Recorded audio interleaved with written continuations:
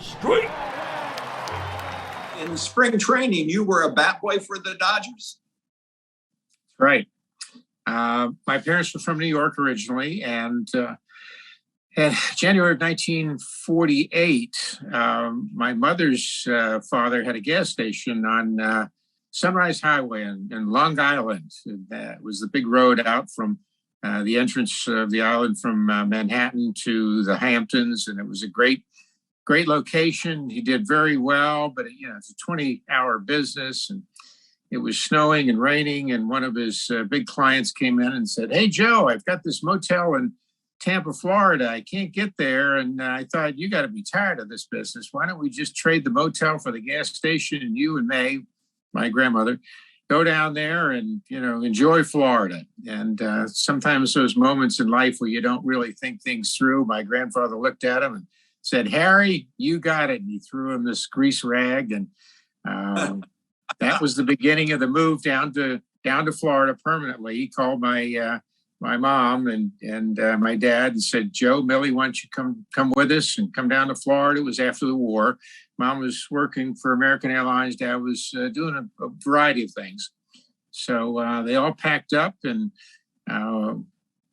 took Route 301 from New York to Tampa. And something happened at a Stuckey's or a Horns on the way, and one of those quarter vibrating beds. And I was born December of that year in Tampa.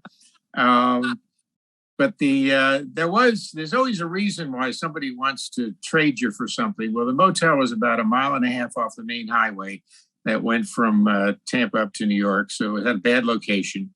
And there were 13 little cottages. And after I was born, about another 6 months, they decided running this business wasn't very productive. So my grandfather became a welder. Dad started driving a transit bus, and Mom started working for an insurance company.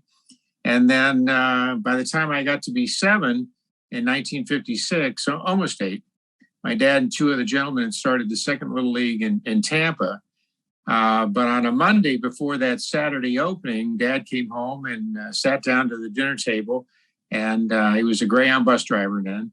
And he said, "You want to skip school tomorrow?" And I said, "Wow, Dad, what are we doing? You never said that before." He said, "Well, I have a charter to pick up the Brooklyn Dodgers from the Tampa airport tomorrow and take them to St. Pete to play the New York Yankees in exhibition." My dad was a Yankee fan or a Dodger fan. Mom was a Yankee fan. Mom gloated a lot because, the Yankees had beat the Dodgers almost annually in the Fall Classic. But in the fall of '55, the Dodgers finally beat the Yankees in 7. Right. Johnny Padres, I think, threw a 5-hitter. They went 2-0.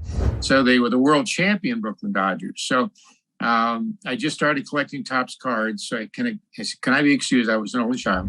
And I ran into my bedroom and got 2 Tampa cigar boxes out. And I had about 30 cards. And 7 of them were Brooklyn Dodger cards. And I took them to the dining room table. And I said, "Dad, is this guy going to be there tomorrow?" And it was Peter Reese. He says, "Well, we hope so. How about this guy, Dad?" And it was Jim Gilliam. He said, "Maybe.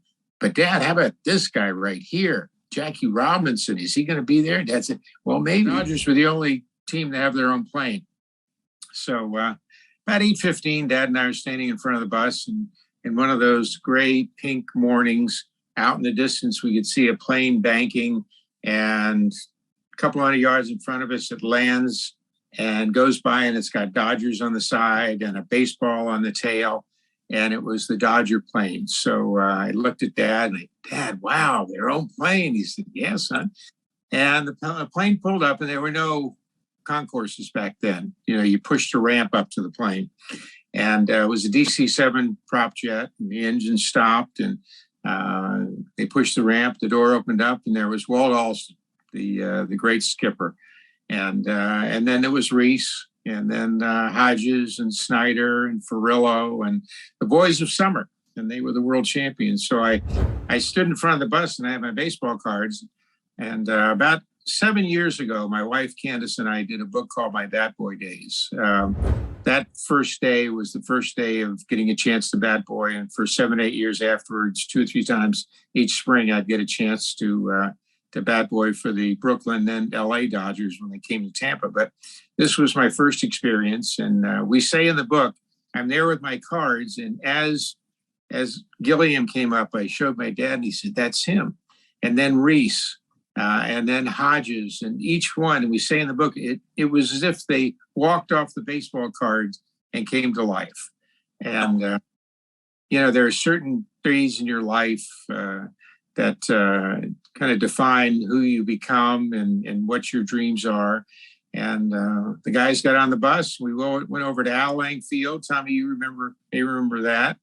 And the bus pulled up to just outside the clubhouse, and the guys are getting this stuff. And a little gentleman comes out with boxer shorts and a strapped T-shirt, a little cigar, and he's looking at the guys. Let's go. 15 minutes of batting practice. Then he looks at me. He says, "Hey, kid, you want a bat, boy?" And I look at my dad. And he looks at me, and I like, "Can I?" And he goes, "You want to?" So I said, "Yes, sir." He said, "Well, get those bats and balls out there, and they'll be out in 15 minutes. So get everything straightened up." So the bat bag was this big, and ball bag felt like it had bowling balls in it.